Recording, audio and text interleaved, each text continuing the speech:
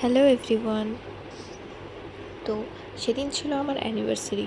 তো অ্যানিভার্সারির দিন সাজাগোজার জন্য আমি একটু পার্লারে চলে গিয়েছিলাম। পার্লারে গিয়ে আমি নিজের মেকআপটা আমি নিজেই করেছি, একটু সিম্পলের মধ্যে করার চেষ্টা করেছি। যাই হোক, অ্যানিভার্সারি বলে কথা, একটু তো সাজগোজ করতেই হবে।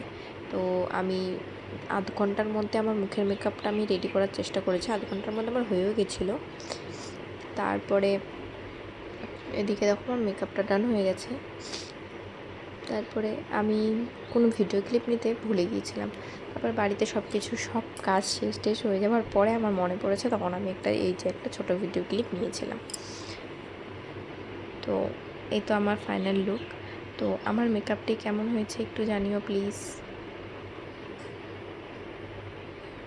And thanks for watching.